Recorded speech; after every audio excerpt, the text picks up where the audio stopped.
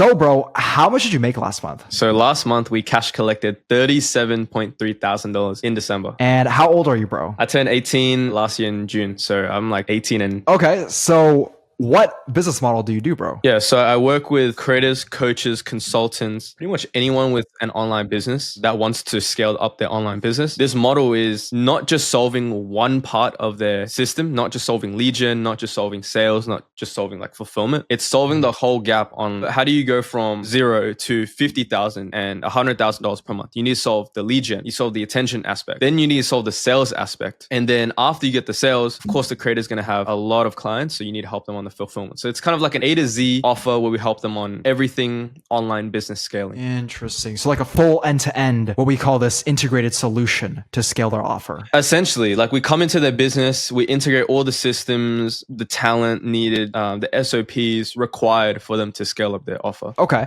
And yeah, so we've been friends for a minute now. And then I think back a few months, you scale this Google Ads dropshipping creator named Jasper from 0 to 50K per month MRR. And I saw that you won the school games. That's MRR, right? In 4 months. And then this YouTube automation creator from 3K to 83K per month in 30 days. And now with your own business, you're able to get it to that 37.3K per month. So is that all true? All true, brother.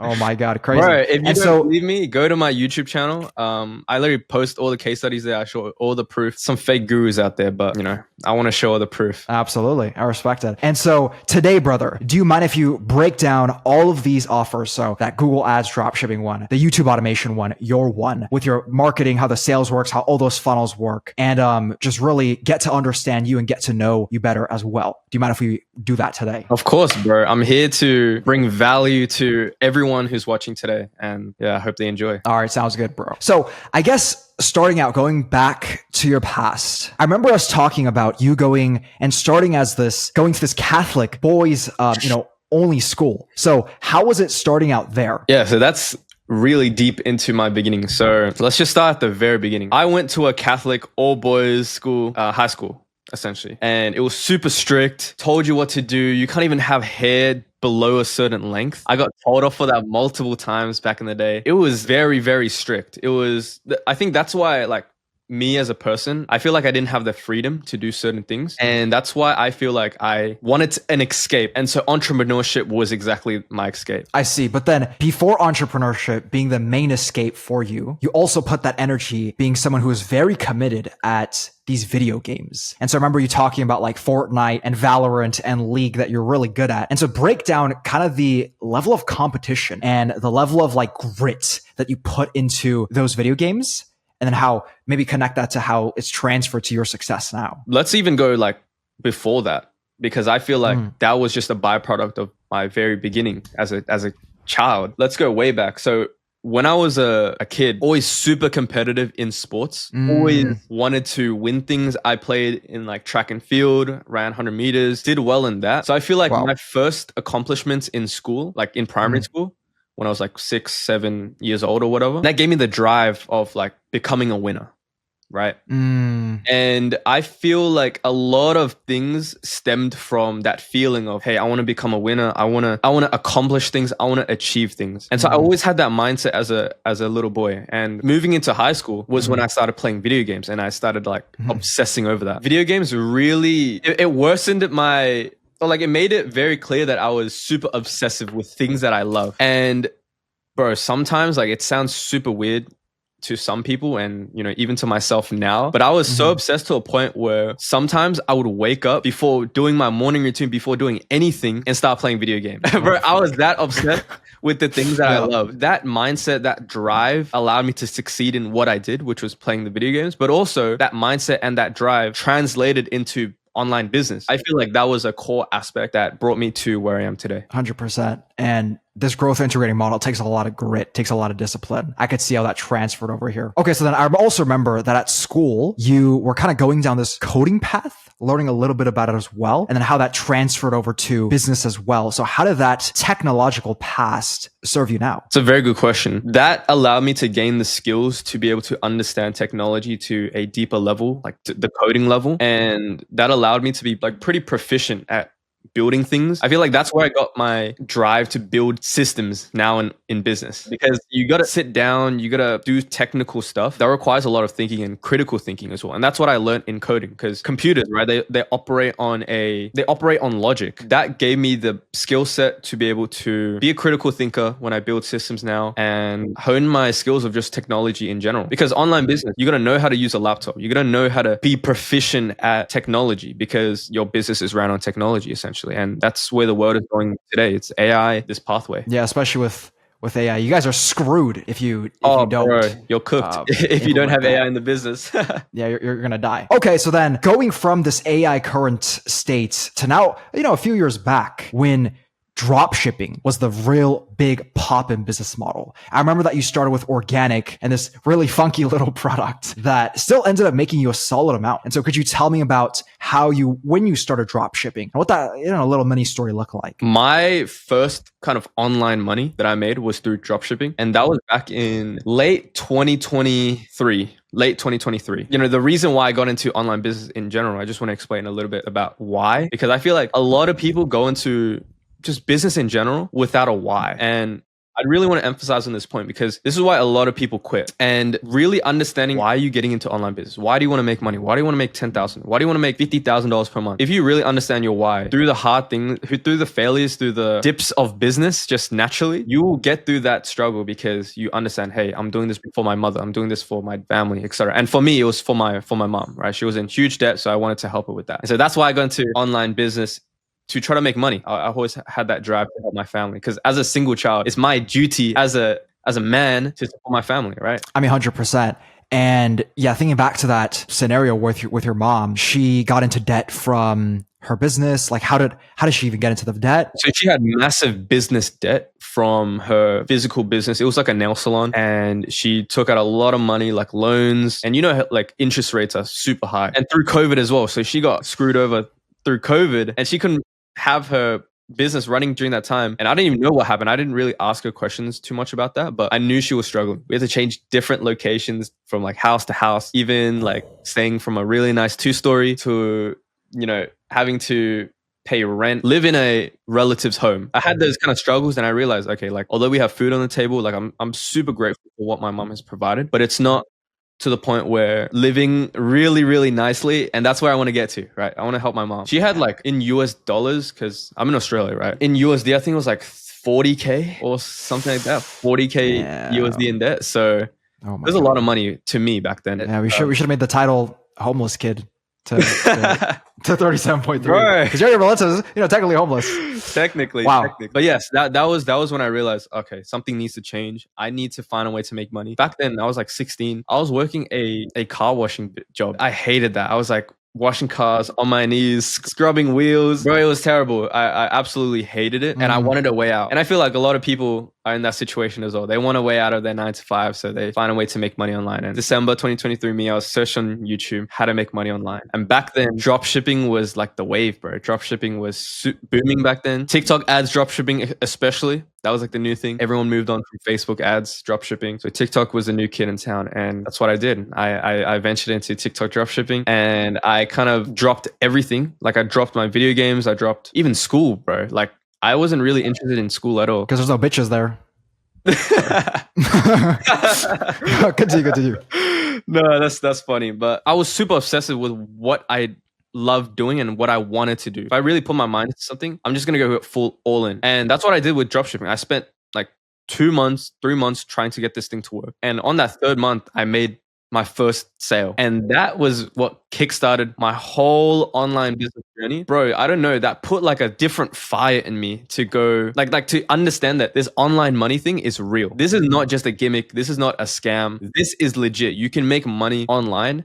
And when I made that sale, bro, I was at like the skate park. I was skateboarding or something. I showed that to my homies, and they're like, "Oh, that's crazy!" Like, bro, it was insane. It was absolutely the validation. Yeah, the hype. And you eventually got that to 9K. Was it rev or profit or? It was profit. So rev was like 30 something K Australian dollars and 9K profit, which is pretty like pretty decent. I was very profitable on that product. And that was my first, 4, 5, 6 months of business. $9,000 at the age of like 16 years old. I was very happy, bro. Like that was at a time in my life where I felt like I was very free, very passive money, because it was like just ads, didn't really have to make any content. It was really nice.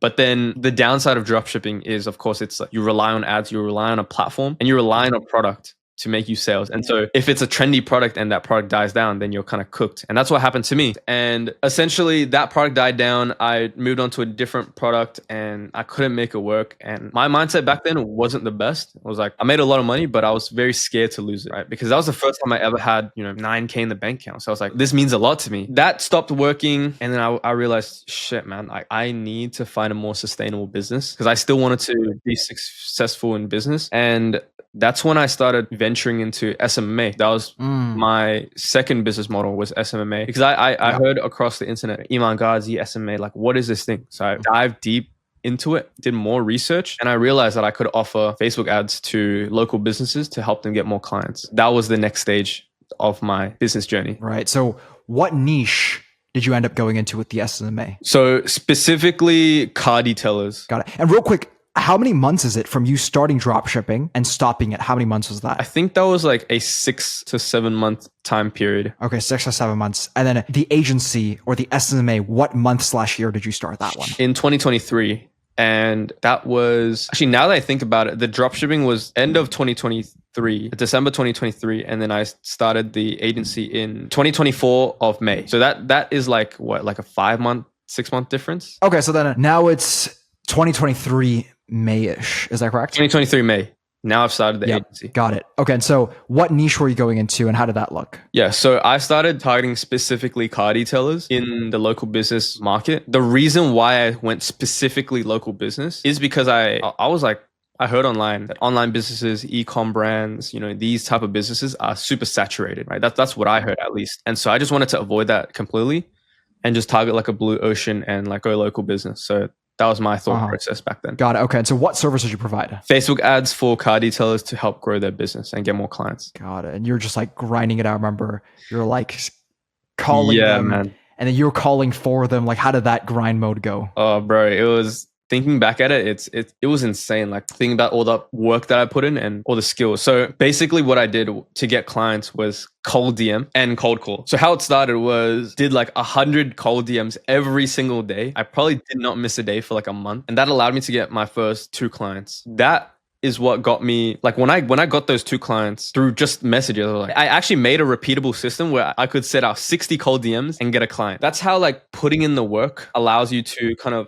build the skill and kind of build a system around that to be able to create a very repeatable system to get clients, right? So that's what I leverage in terms of my cold DMing expertise, I guess you could say. Yeah, you ended up getting that to how much per month? I got that to $6,000 AUD at its peak, which is around like $4,000 USD, I believe, or maybe a little bit less. My goal back then was to make 10K per month. So I didn't hit my goal yet. I was grinding on that business for like 8 months, bro, and only a peak of like 4K USD, like probably not even. The reason why I believe I didn't hit my goal when I was running that business was because I did not invest in a mentor or any program. I was just learning through free courses online, YouTube videos. It's good to start off with free YouTube videos, free courses, this free content that is available online. But if you really want to go the next level, you need guidance. You need a mentor. You need someone who's done it before to be able to guide you through the mistakes. Like I had a lot of limiting beliefs back then. An SMA agency owner didn't have the belief to charge like 1K, 2K, 3K per month, or even setup fees, because I was purely running performance model. And so I would only performance. Yeah, purely performance. God. No setup fee. It was like I had like a 90% closing rate, and I thought like, oh, I'm so good. Like I can close at 90%. But bro, couldn't even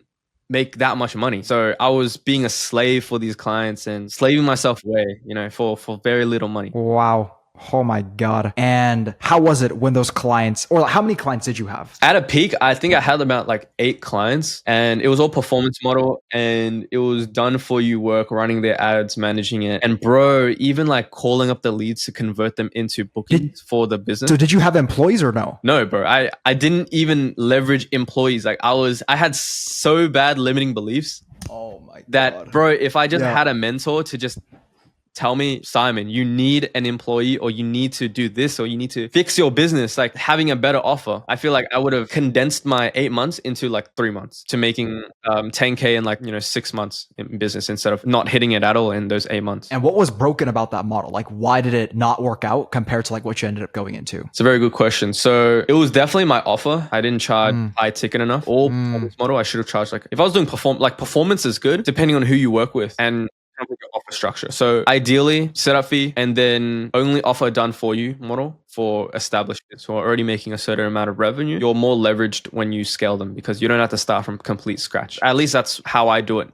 today in my business and how I think about it. Yeah, and you're setting and closing for those car detailing leads, correct? For 8 clients? Bro, for 8 clients, I would literally like hang out with my friends and be on my laptop calling, like dialing leads, bro. I wouldn't even have fun, man. I was grinding. I was slaving myself away. But honestly, I'm thankful for that. It gave me the grit and the discipline to do hard stuff. So I gained skills from that, but definitely could have succeeded way sooner. The reason why now I don't do local business and I target creators instead was because I realized, okay, something needs to change. Like I am putting in a lot of work, but I'm not getting the outputs that I really want. And so I wanted to look for a better market because these car detailers, sure, they can pay, they make good money from their offers, but not to the point where they could afford super high ticket offers with like 5K, 6K, 7K, 8K, 10K. They weren't making that much, like the people that I was targeting. So I wanted to go into a niche. People were already making a lot of money and they could target worldwide instead of just their local area. Because these car detailers, they were limited to only servicing clients within their suburb, their city, their town, whatever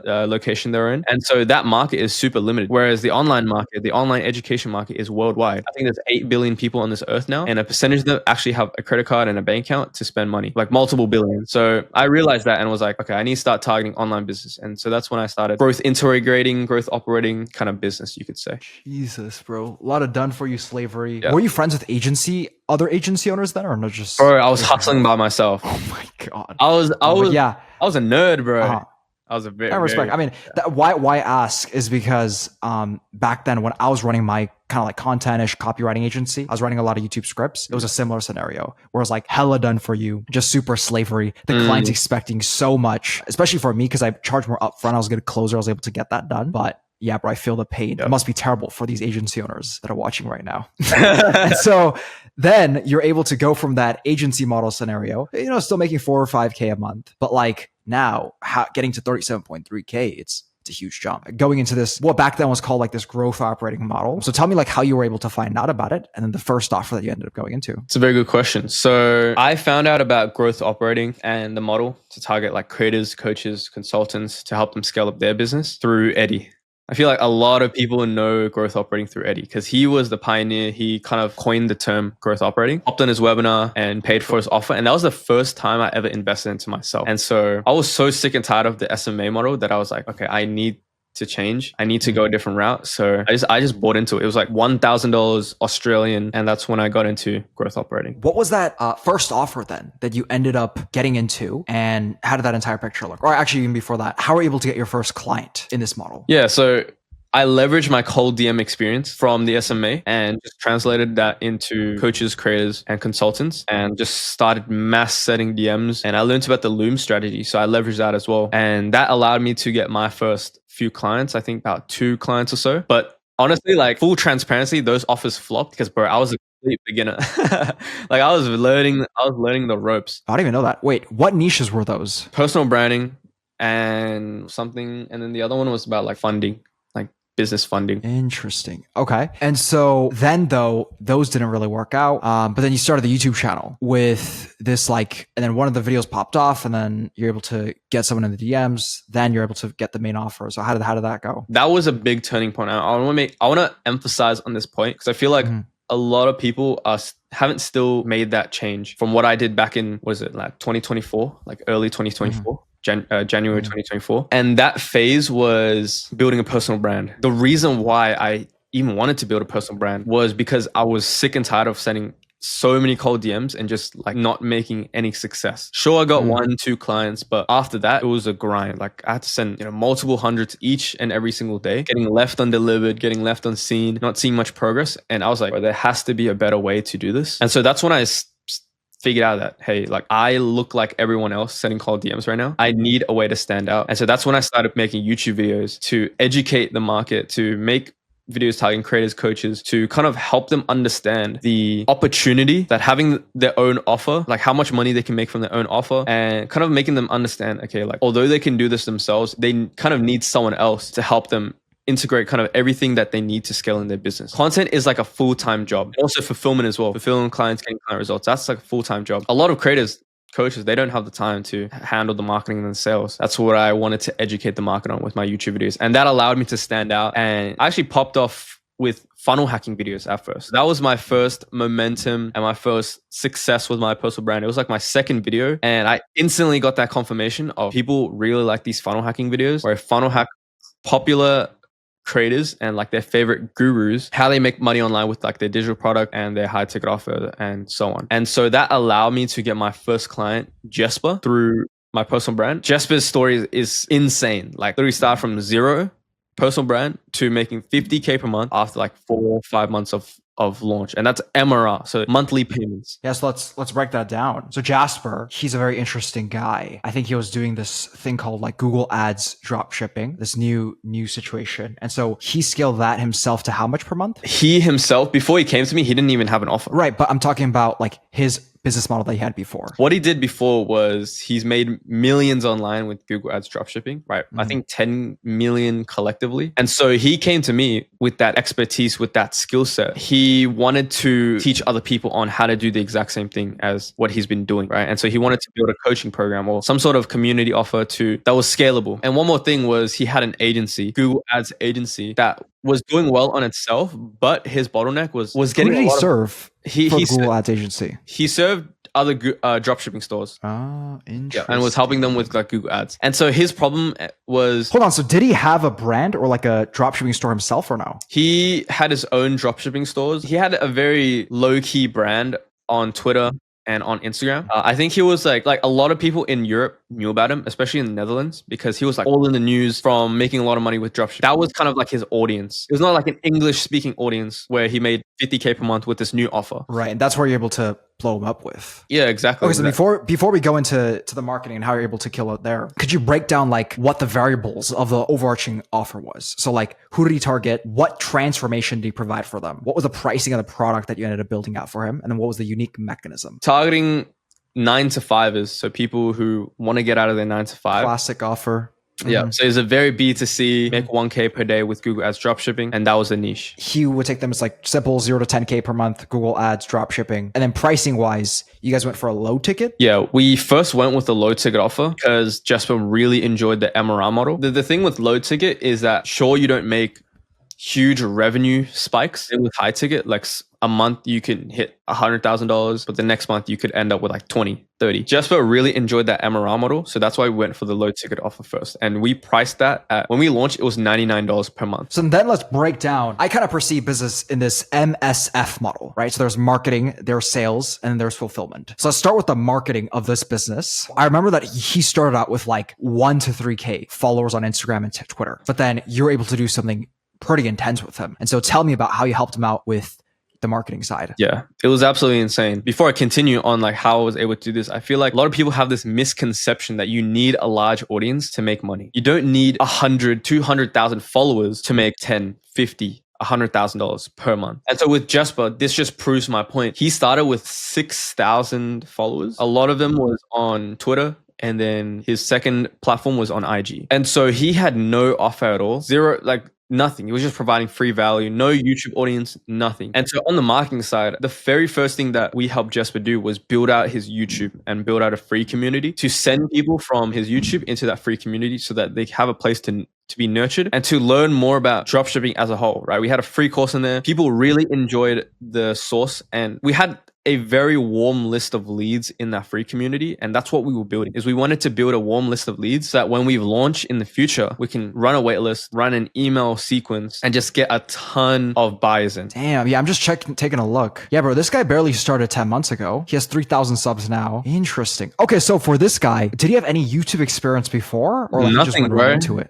No YouTube experience. Wow, he previously had experience coaching because he's made millions online. He knows like high level people. I guess that's his only way of like hopping on calls and kind of getting used to speaking, but he spoke in English, which is not his native language, not his mother tongue. And so that was completely new to him. Creating YouTube videos, that was completely new to him.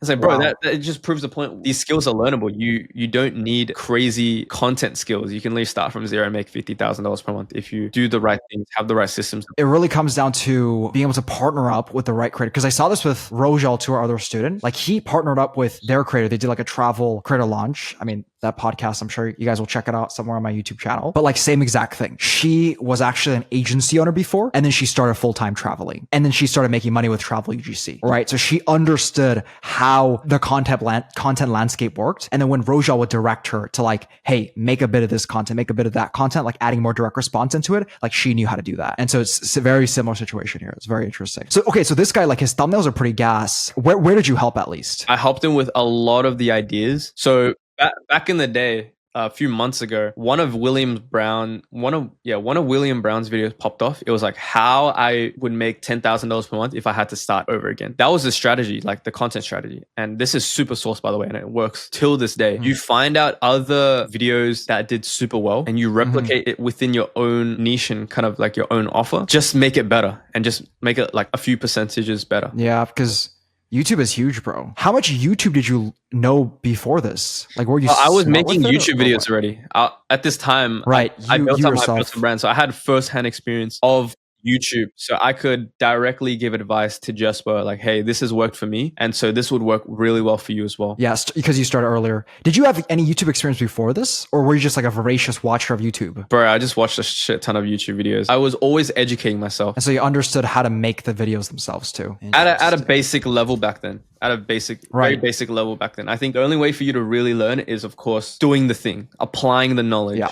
And so my biggest breakthroughs were just creating the content and learning along the way. And through the reps, you got better. Okay, so then going deeper into the actual offer itself. So then you helped out with the YouTube. I think that was one of the biggest levers, as well as the free community, which is like one of the best funnels running right now. But then from there, you then went and pushed them into from a free community then to the low ticket. Or was it even a free community? Or? Yeah. So I'll explain a little more for full clarity. So at the very beginning, when we were building up Jesper's audience, we didn't want to sell right off the bat. We wanted to build some goodwill in the market. We wanted to kind of find an angle that would work extremely well in his niche, because everyone knows about dropshipping. There's a dropshipping guru popping up every hour, every second. Day.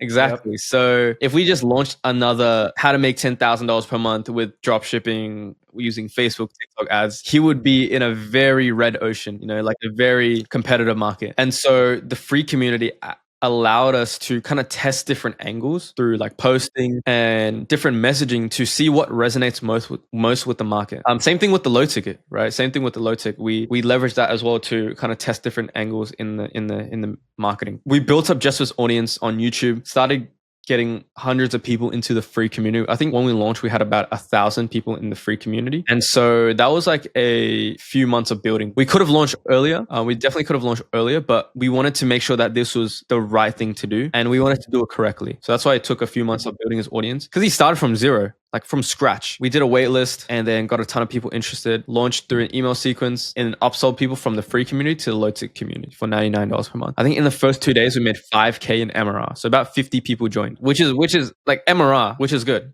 right? So that allowed him to kickstart his business, his offer. And later down the line, we had an insight Jesper wanted to do. And we also had another business partner in Enrique, right? He was helping on the community. I was helping on sales, marketing, and content was on Jesper. We shut down the free community to go all in the low ticket. And so we only had one link in the description now. We literally just scaled the low ticket offer, only that, because we just wanted full focus on the low ticket offer, make it as best as it could possibly be, and just focus on content. We didn't want to focus on another community, because back then we thought that, it's going to take a lot of work. But now we have the system in place, like today, to have both communities up. For the free community, acts as like a nurturing engine to push people into the paid offers. Right. So that's how we run it today. But back then it was just low ticket. And so we scaled it up to $50,000 in MRR, I think after 4 months of launch, 4 or 5 months of launch, I believe. Won the school games, flew out to Las Vegas, met Alex Samosi. That was an insane experience, by the way. I would pay like freaking $20,000 just to do that again. But when I was there, you could really understand the way Alex thinks. I feel like that's a really good insight. It's like being in the proximity of other high-level entrepreneurs and seeing how they process problems. Because everyone in that roundtable was throwing Alex problems. And the way that he thought about it and processed it was crazy. Like some of the questions people asked him weren't even like problems within their business. They were just asking it just to ask a question. And so Alex was like, "What is your goal?" Like, shut up. What are you like? Tell me to shut up. Like low key, but not like that. It was like, like, what problem are you trying to solve here? What's the constraint in the business? Like, what's your goal? Like, why do you want to do that? Questioning people's thinking, because I feel like a lot of people don't look inner and question themselves, like, why am I even doing this thing? Am I trying to solve a constraint in the business? If so, then great. Like, if I solve this constraint, what's going to happen? You know, like, is it going to improve my business? Okay, and like a big thing though, kind of totally jumping topics, I guess no, we could transition from the fact of problem solving to then you problem solving in this offer, where you were focused on the market and sell. That's really what the growth integrator does, being more of a holistic approach rather than just focusing just on building a community and like operating it, or just like launching a high ticket and like selling and then dipping out, right? Being like a kind of fucking robber. And so you being more of a holistic, like full stack approach, how did the fulfillment side look like for the fulfillment that your creator would do for your students? Was it like the full stack where you guys would talk about like A to Z, how to Google Ads dropship? Like how did that look? Yeah. So it was a very scalable fulfillment. People should strive for that type of fulfillment where you build it once, you optimize it a few times every single month, and you can scale it infinitely. And so that was Jesper's low ticket offer. Every new member didn't add an extra hour into his workflow, right? So it was super scalable for his time. Basically, what the fulfillment looked like was it was a community offer. So it was just course, community, and calls, group calls. And so that was the fulfillment. And so it was very scalable. Wow.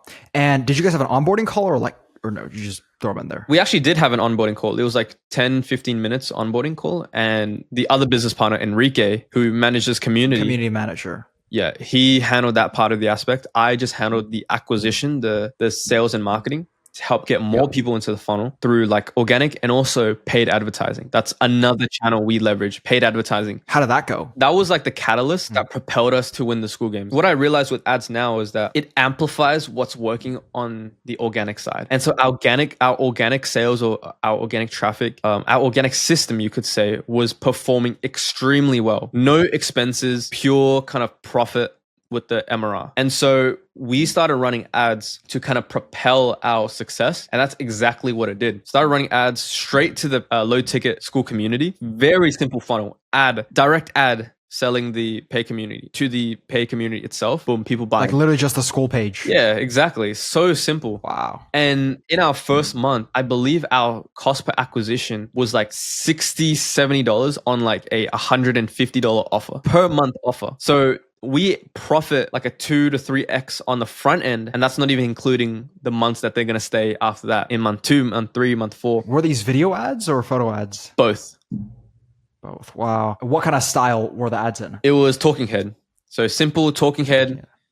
Just like a reel. Yeah, like a reel. And then the static ads were just selling the community. But the thing that I feel like really allowed us to scale was, number one, Jesper was super consistent on YouTube content. YouTube is king. I want to emphasize that YouTube is king. If you're not on YouTube already, you're missing out on potentially thousands of dollars. The other factor into Jesper's massive success was his unique mechanism. The way that he stood out in the market was insane. Like it was super unique. He tapped into a market that was not tapped before. Google Ads dropshipping is completely different from Facebook ads, TikTok ads dropshipping. And so that unique mechanism was something that we honed in just through market research and through data that we got from the free community and the low ticket community at the very beginning. Like we pivoted into that unique mechanism and went all in. And so to extrapolate this into advice that would benefit everyone, it's what you can learn from Jesper's success is that every niche is low-key saturated. It's like very competitive. 100%. Competition doesn't really matter. You can use the competition to your advantage by leveraging a unique mechanism. So we were shitting on like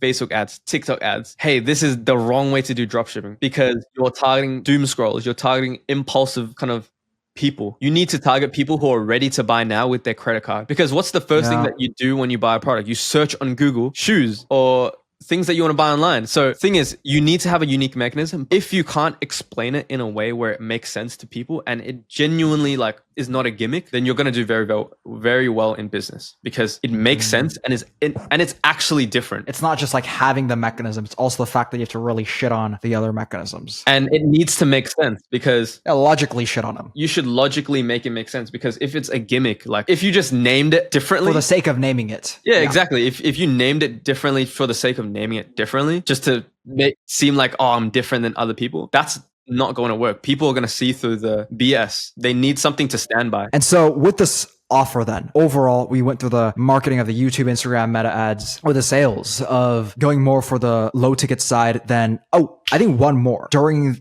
that process, you also ended up going for like a 1 year situation that ended up now like recently getting you to like 78 grand with this offer. Yeah, 70, I think it was 76 or something like that. Grand USD cash collected in December 2024. And this is like, what's it called? Annual I guess payment. not really. Yeah, part of it's MRR. So And like then what's part of MRR, it- what's annuals? Yeah. So about like 50K was in MRR and about like 30K was from the Annual. Yes, from the annual. My mind went blank there for a second. No, it's fine. Yeah, so that was the split. And the best thing about the MRI is that every single month you don't need to start from zero. Very grateful for that. And it's an amazing model. And so, yes, we did upsell people from monthly payments into yearly payments. Number one, churn is lower. You cash collect more money, committed people, get more client results. And it's just better for everyone combined. And so overall then with this offer, how much money did you end up making? Like what does your comp structure look like? Do you get paid on the front and then you get a percentage? Like how does that look? Yeah, it's a very good question. So it's a percentage structure. So at the very beginning, it was setup fee plus percentage. It ranges now. Like I used to get a lot more, but then my responsibilities kind of shifted. And so now I get about 10% of the upside, just pure revenue. I used to get like 15, 20 around there when I had more responsibilities in the business. But of course, I had that conversation with Jesper. I have my own business as well. So I got to make sure that, I got to take care of all the clients that we work with. And so I would rather take less money, have less responsibilities, but still have enough where I'm a key decision maker and I can still make moves in the business to help scale them up. Like I renegotiated with Jesper essentially, but I could have kept 20% and worked full-time or 25% and worked full-time for him. Just depends on how you want to run your business. Right. And what percent were you at the highest? I think I was at like 30% at the highest. 30%. Yeah. Wow. Interesting. So Jesper, it depends on the person. It really depends on the person, how much percentage they're willing to give up. Of course, Jesper had more pain where he was already running multiple businesses, dropshipping plus an agency. So he didn't have the time to handle marketing and sales. So he just wanted to focus on content. Okay, so at the highest month, how much did you make with him? And then, or now, what are you making with him per month? Oh, that's a very good question. Bro says that after everyone. Everything's a very good question. Yeah, because it makes me think. If I can remember, it was like freaking 10K USD. Like in a Damn. I can't remember the month, but from one client, 10K. Jesus. Which is crazy, bro. That one client made me 10K and I have multiple clients. So you can just do the maths on that. Wow. Amazing. And speaking of multiple clients, that was where we went into the second offer, right? Which is this YouTube automation one with this guy named, we'll just call him Ron, right? Yeah.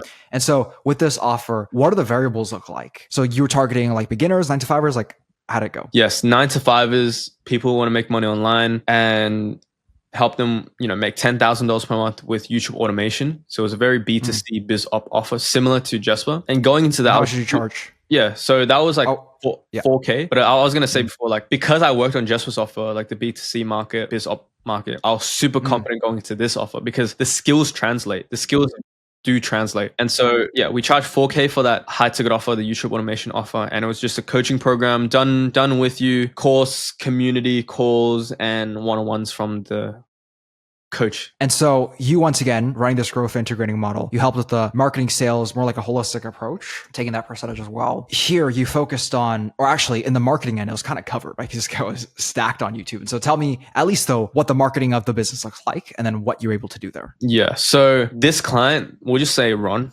I got to keep it confidential for just to respect my client. The marketing side, he was massive on YouTube. So that's what we leveraged was his YouTube organic audience. I feel like a lot of just creators in general have this kind of problem where they have a huge audience, but they don't know how to monetize it. Like let's say they have 100,000, 500,000 followers, but they're making like 5K per month, whereas they should be making $50,000 per month, for example. So now you're with this Ron guy and you're charging 4K for this high ticket. And basically on the marketing part, you're like set. Because this guy had 1 million subscribers on YouTube, all organic. Tell me about how that marketing was already sort of set up for you in this situation. Yeah, so because that creator already spent so much time building up his audience, that gave him a very valuable asset, which is his brand. That is super valuable. His brand allowed us to scale him rapidly. And that was the difference between him making, $83,000 in 30 days rather than making like 10K per month in 30 days, you know? And so I feel like a lot of creators, coaches, whoever has an audience nowadays, there's this gap in the market where, look, they have a good amount of followers, but they don't know how to monetize it. This client that we're working with, let's like Ron, for example, let's just use that as his name. He had 1 million subscribers. He was making a lot of money with affiliate marketing. Where like affiliate marketing is good, but you can't really control that in a way where you have your own offer. It's not interesting. So he was monetizing his audience with affiliate marketing, but not with an actual info offer. Yes. So his revenue was based on the amount of traffic that he could bring to and the amount of sales that he get to an affiliate link, where he only gets a few percentage of it rather than 100% with his own offer. Although he made decent amount of money with that, he couldn't control it or scale it because it's all organic. Can't really rely on it. It's not your business. That's where he kind of tried to do his own thing with the coaching business. He was making like $3,000 per month. Didn't really have the right systems in place. Had a massive audience, but making $3,000 per month. Like he didn't have a team, no setter, no closer, doing everything himself. And so he needed someone to help him. And so that's where I came in, helped him build out a very good offer through market research, made him stand out in the YouTube automation niche. And that's where we started. When we started working together was he already had a free school community with like 20,000, 30,000 members in it. And so that was a very valuable asset that we leveraged when we launched the offer. And so we ran a wait list, ran an email campaign, and then launched on that day, sent everyone into a VSL funnel. So it's like opt in, watch the VSL, they apply to work with him. If they're qualified, they get to book call. If they're unqualified, they get sent to a low ticket offer as a downsell. And then eventually that low ticket offer will upsell them into the high ticket later on. So everyone at the end point is getting upsold into a high ticket offer because that's where the most money is made. And so that's what we did for him. We ran that funnel, launched 30 days later, made 83K cash collected. And I think in revenue, like contracted value, it's like 118K. So very high cash collection rate. And for the setters and closers, are those setters and closers on your team or on his team? On our team. And then you're kind of like a fractional sales team for him. You could say so. So that was how we operated. And we had a sales in place to dial up all the opt-ins, dial up all the free school community leads. And then we also had the closer closing all of the sales calls. We actually had 2 closers because there was too many sales calls, closing, slinging deals. And that's how we made $83,000 in the first 30 days. And now it's like printing at around $50,000 per month. A lot of people make a lot of money during launch, but they didn't talk about what happens after launch. Look, we could have launched with $83,000 per month and then went down to like $10,000, $20,000. If you have the right systems in place, if you integrate things properly, have the right sales, have the right talent in place, like setters, closers, and have a good fulfillment, you have the opportunity to scale after launch. It's just not a one-time thing. And so ads is going to be launched like literally next week. And so we're going to help him scale up to 100K per month. Wow. Amazing. And so with this sort of offer, is it more of, you're very much like doing a lot of the work for him? It's like kind of this done for you / done with you situation, correct? It's done for you, specifically for this client. So then what are you doing for him? So it's like a lot of sitting down, you run the calls with him, you build up the offer for him. And then on the marketing side, he already had the leads. Like, what does he do? What do you do? Working with this client at the very beginning, we had to build everything out from scratch. The CRM, everything involved in that aspect had to be built up from the very beginning. So that was like a lot of the work. We had to build out an offer, right? We didn't low-key validate it from what he was doing before because he's making like 3, 4, 5K per month back then. And then we went in, restructured his offer, made it a lot better, made it stand out more, priced it a little bit higher, ran that to his audience. And then that was when it popped off, right? So that took a lot of work as well. I had to bring my expertise and skill to the table to be able to craft an offer like that, right? And then the next part was building out the sales funnel. You can just optimize the existing sales funnel, run split test, like a 1% increase in like the opt-in page could mean thousands of leads, extra thousands of leads, because you get so much traffic into that's what you do after you have all the systems set up. It's like, how can I optimize it to make it a few percentages better every single time I like make a change to it so that I can get more output on the other end. I mean, this is the trend I see with all these types of people, not just like in this creator consulting space, even further in just like even B2B market or just like SMBs overall, just like the skill set of being that marketer. You start in this growth integrating more like a freelancer role where you're doing a lot of this work done for you. And then eventually I've seen 2 paths where you go down kind of mix of both, where one of them is that growth integrator partner. And so this is where you have those clients that you still keep as done for you. But then there's also that growth integrator consultant path which is that next offer we're going to to talk about your own offer, taking the systems. And since like you did it here, you have a banger case study and you had to identify the insights through doing the action. This then allows you to launch a done with you where since you have that system, now you can launch it. Yeah, it's very interesting because I see a lot of other people like try to start over here, like already try to launch the done with you, do it yourself immediately. Yeah, you're skipping steps. Yeah, you don't know what to sell. You have like nothing to sell and you have no value to provide. The roadmap is really doing kind of like what I've done, where you're in the trenches, exactly what you said. Learn the insights, do the thing that you eventually want to offer, like teach. Because bro, it's very unethical to teach something that you've never experienced before. You've maybe seen online, you haven't experienced firsthand. So your advice is not a primary source. It's a freaking secondary source. I mean, it was similar to me, like being in the trenches, doing the copywriting for the clients, and then doing I guess like back then it's called like the growth operating thing for the UGC creators, and now launching this, my own offer, like talking about it. Okay, so then going back to this offer though, I think we're almost done with it here. How much money did you end up making with it? What did that comp structure look like? What percent? We got like 15% rev. And so, yeah, we made a shit ton of money on that offer. Similar to Jasper's offer, in 1 month, we could have made like 10K for that one client, over $10,000 per month for that client. All right, that's on revenue. Rev, top Jesus line. Christ. You ended up then transitioning, or you're sort of in that in-between process of transitioning from the freelancer growth integrator model. So then really going all in on a more consulting model as a growth integrator consultant, or what we call this GIC. What is your offer as a GIC? And tell me about that. What's your unique mechanism? Could you break that down for me? We help coaches, creators, consultants scale up their business using the exact systems on how we scale Jasper, the other client that we're just talking about, and also all the other clients that we haven't even talked about today. Right? You can see on my YouTube channel, I create a case study video on every single client. I've kind of packaged that up in a system, in kind of like a playbook or infrastructure. Any coach, creator, consultant can come into kind of this offer and they can literally copy and paste and steal the whole framework on how we were able to build out, this whole process. Step 1, do this. Step 2, do this. Step 3, do this, to be able to get similar results. And so that's what we've built, leveraging the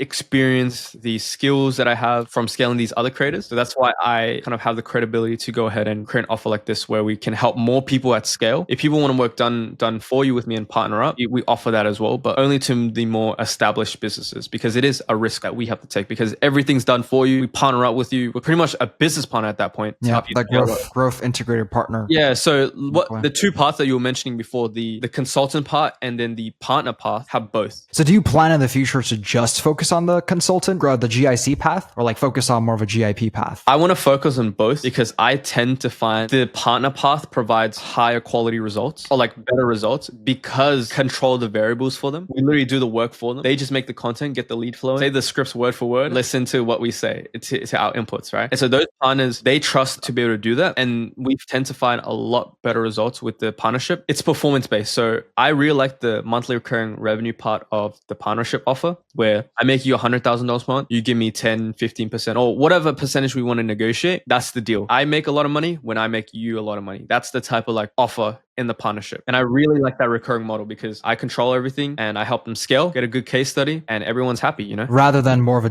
do-it-yourself, done-with-you scenario. Yeah, like that, it's good as well. Like I love that model, consulting. I love helping other people, teaching them. We also do some done-for-you work on that offer as well, like that done-with-you offer. We actually do copywriting.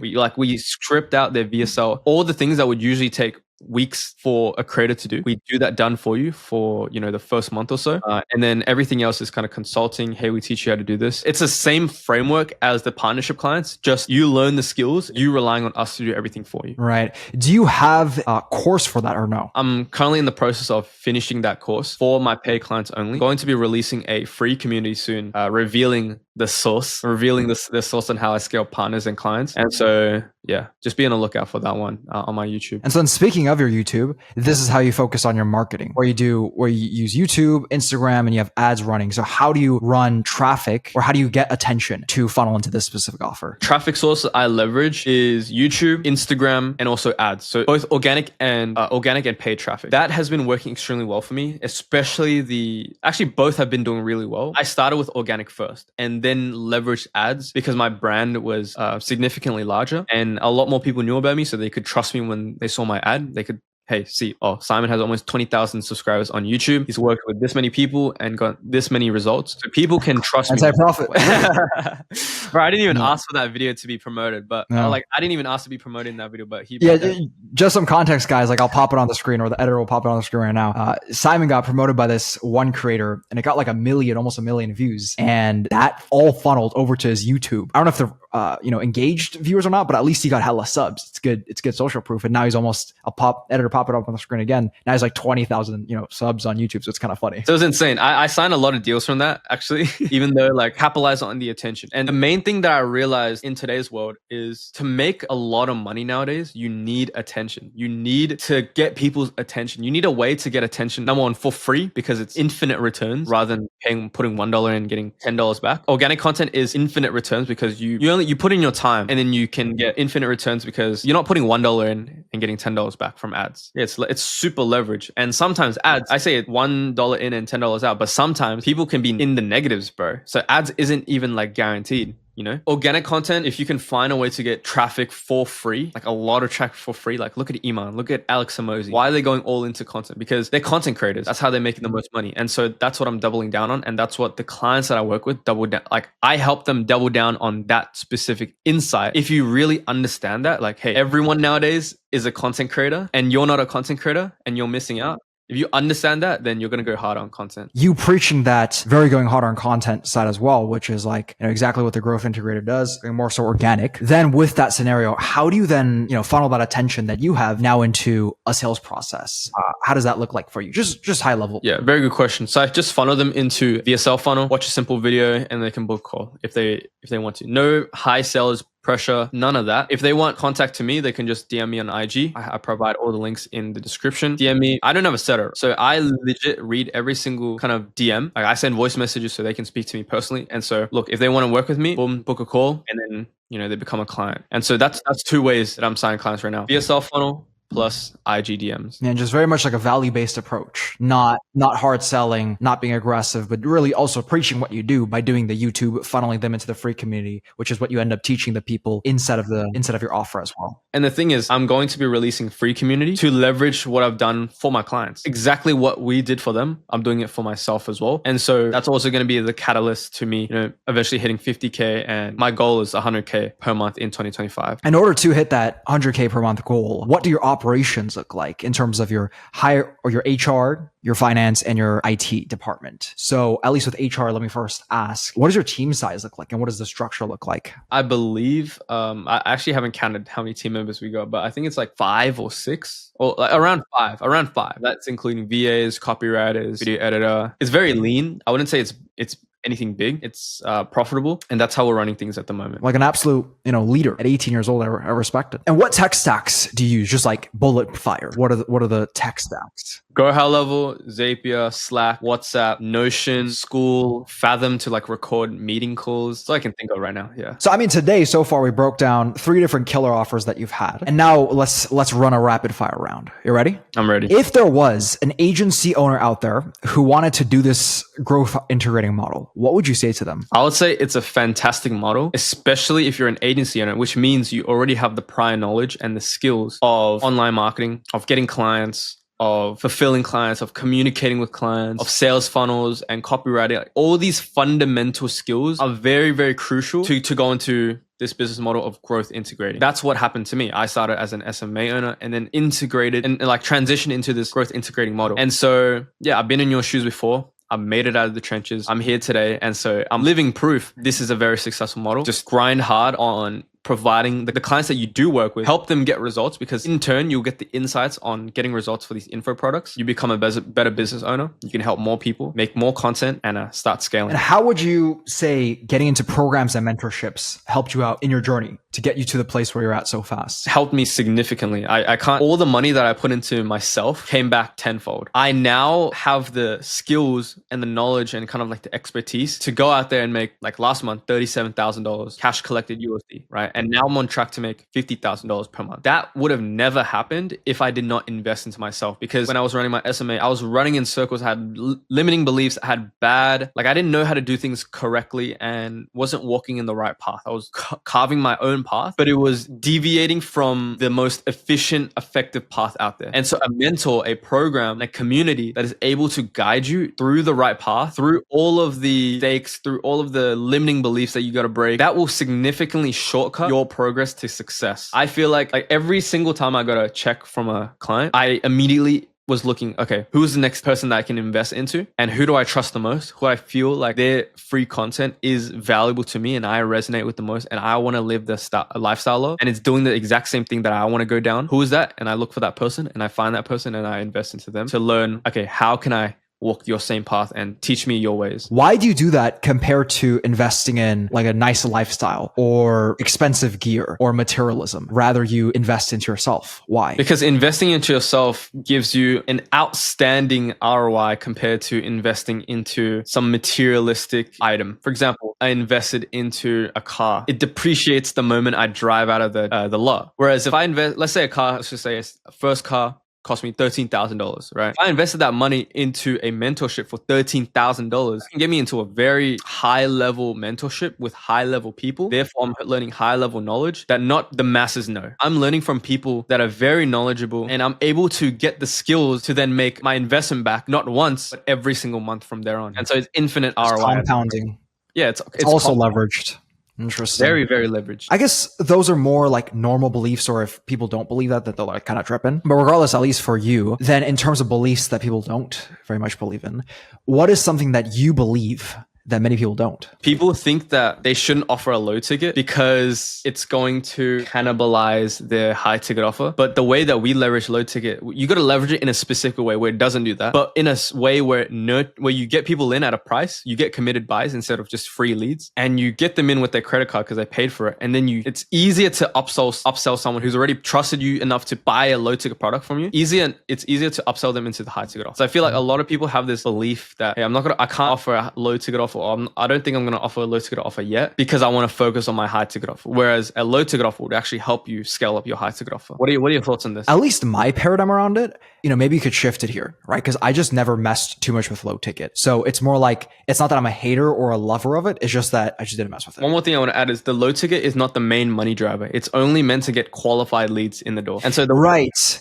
But could you not do that with a type form and then also being hyper targeted in your marketing? Because adding a low ticket, that's like adding a new product and it adds extra complexity. Yeah. So what do you think about that? It is true. It does add more complexity, add more things that you got to worry about, which is complexity. But what you're saying is like being hyper specific in the marketing or like having a qualifying process, whether that be DMs, it works too. Like you can still make $100,000 per month. Like for example, if you look at Nick's setting, he's super targeted on specific type of person, agency owners, blah, blah, blah. And his qualifying process is through IG DMs. And that's it. He makes $100,000 per month, $200,000 per month. He's 150 right now. He's printing, bro. Do you speak to him or? Not much. Actually, no, I haven't even gotten a call with him, but my friend Lyndon's like really good friends with him. They were like living together. All right. So what is something that you believe that many people don't? I feel like a lot of people think that they can do certain things by themselves and be successful with it. But let's just take coaches, creators, consultants as an example. The people that I partner up with, they used to think that, I can just run this whole business by myself. I already have the audience. I have a lot of leverage. Let me just chuck an offer out there. And then they do that. Like they run with that belief. And then they make $2,000, $3,000, $4,000 per month with their offer. And then they come back to me. You don't know what you don't know. They didn't know how to craft an irresistible offer. They didn't know how to do the market research to be able to create the irresistible offer. They didn't know how to hire a setter, how to hire a closer, how to manage the setters and closers, how to create the funnels, how to build a community in a specific way where you're able to nurture people and not, cannibalize your high ticket offers or whatever offers that you have. They didn't know these little strategies and these insights to be able to scale up their business. And that was the difference between them making $3,000,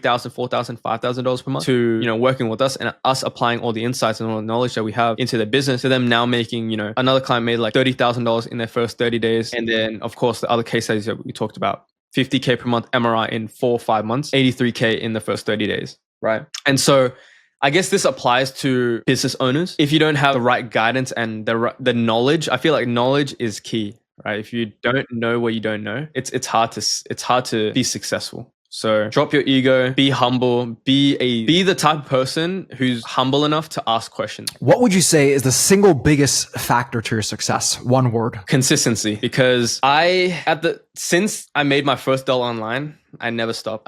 Time during now.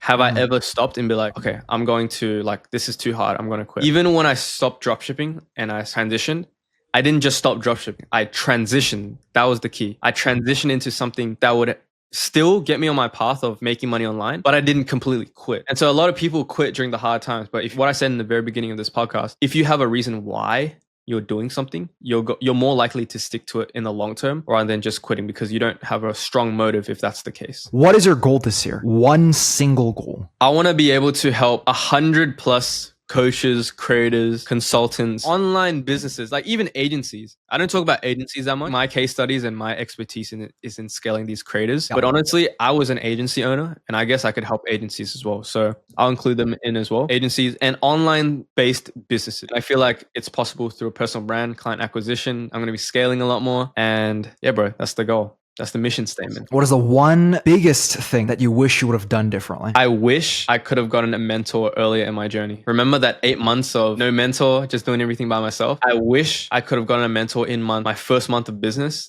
running that new agency. I probably could have hit 10K per month in my first 6 months and maybe earlier. And I'd probably be at 50, maybe even 100K per month at this point. A lot earlier than where I am right now. All right. And so where can people find you if they were interested in your services or they ever felt like they needed help? They can reach me on my Instagram at Simon Nayagin. It's my last name backwards. And then on my YouTube as well. So Simon Yoon. So that's my last name, Yoon. Yeah, both of those linked in description, guys. I provide a lot of free value on my YouTube. So look, if you want to learn, go to my YouTube first. That's where I would recommend you to go. And then look, if you want my help, not forcing you to, not putting a gun to your head, you can always reach out. And guys, if you're interested in this growth integrating model and eventually this growth integrating consultancy / GIP model that Simon is now running, then you can check the content out on my YouTube channel that breaks all this down. And so I definitely go give that a look because clearly for Simon, it got him to 37.3K per month at a very young age.